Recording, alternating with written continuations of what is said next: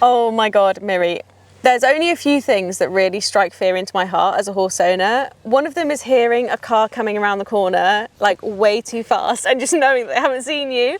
And the other is fireworks. Yeah. Like every year when it's coming up to firework night, I get nervous. I'm like religiously checking Facebook to see if local businesses are doing anything. And then I'm constantly having this battle of like, do we put them in? Do we leave them out? Do we put them in? Do we leave them? What's everyone else doing? It's like rugs. Right. You have a completely different view on this because I'm only looking after one horse and his welfare and I know him inside out, but you're looking after not only your own, but your clients' horses. So how do you approach firework night? With a good dose of worry, definitely. Yeah. I think through the years I've really learnt to understand individual horses, and I think that's an important thing, to really know your own horse. You know, not that many people are in my position where they're looking after lots of different horses. As someone who is in that position, what I try to do, we're quite lucky where we are. We're not that surrounded by like residential housing and that kind of thing, and we don't really have any like big rugby clubs or anything, and it's often those kind of big sports centres that are often hosting the bigger displays. For me, I think my responsibility lies in letting people know that we're there. So for example, if I was in an area that was much more residential, I was running a livery yard where we did have lots more people inhabiting the local area, I would try and have an opportunity to find out maybe when a parish council meeting was, to maybe put up something in a local shop potentially, because I do think that a big part of the issue that we have with fireworks is that people don't really know that they're a problem, and they're kind of like, oh well, why does it matter? And the reality is it matters, because horses run through fences, they get very stressed in stables, and often the issue there is because nobody knows what anyone else is doing.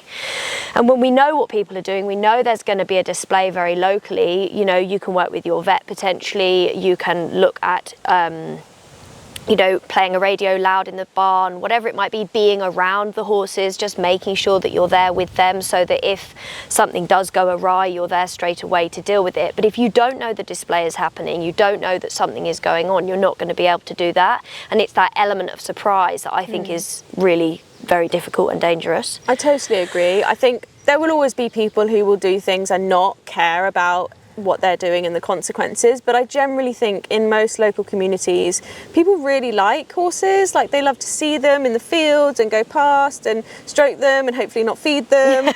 But I think I love the phrase assume good intent, and I think most people, if they know that you're there and you've made the effort to be like, hey, just a reminder, you have a yard down the road, if you're doing fireworks, just let us know so that we can, you know, make the best effort. And, you know, you may even find that if you build that relationship, you'd like to think that maybe they choose not to do a firework display potentially, or they choose to do low noise fireworks instead.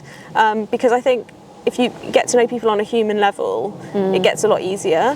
I also think now in a lot of local communities we have Facebook groups. I don't know if you have this in all the time for this. You know, we've got a couple near us. I think those Facebook groups can be so powerful because you're directly speaking to those members of the community that maybe don't know or are unaware, because like you say, it is just an education point, right? Understanding about horses being flight animals and how they're going to react in those situations. So by actively, as the horse owners, going to those communities and explaining yourself, you have a far higher chance of having those people listen and understand where you're coming from. Yeah, I agree. I also wanted to ask you, I think most of us as horse owners know in the preparation for firework night, we know whether we're going to be in or out, settling or not, the types of things that we might need.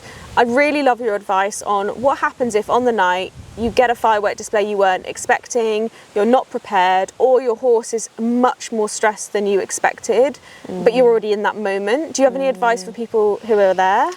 I think like limiting damage is probably the biggest thing. We had a situation just last year where we had some horses out in the field, some horses were in the stable. The horses that were out in the field were pretty old, like older and pretty sensible, and there was only 3 of them and they're in a lot of space.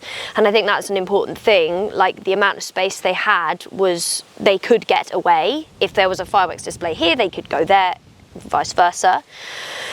And it was an unexpected display. Well, it wasn't even a display. It was some youths that had set off a small number of fireworks right close to our fields. And all we did was we went and we hung about. basically, and we were there, and we were very fortunate. The horses did remove themselves from this corner to that corner. They kept themselves away from it. They watched, they just stood and watched, and we watched with them, so we kind of stood vigil with them like part of the herd, and it worked out okay. Obviously that is a really unsuitable situation. It caught us off guard, it felt very unsafe, but actually no harm came, it was okay. So I do think in those moments it's try not to panic yourself, try and stay calm in yourself, try and be a good mentor for your horse. Put a radio on if they're in stables. If they are out in the field and they were, you know, there is a dangerous element to this, and if you did have a horse in a, you know, confined space, these guys can move off into different spaces, but if they were in a specific space like this and the fireworks display did turn up very closely, go to your neighbour. Yeah. Stop. There's gonna be danger, but do be careful in those situations. If you have got horses really running around, you know, that is a very difficult situation, and the best thing to do in that situation would be to try and stop the firework display, because you probably don't want to go and get yourself mashed up against a fence by a horse that is in complete panic. And also, if you do have horses in stables and they did start to become very distressed, then making sure that your vet maybe is on hand. You know, you can give them a call and ask, can you come and help? I have heard of that situation where people have had to have the vet come out and the horse is super stressed, but you do manage to give them some sedation and you can at least prevent injury in that moment.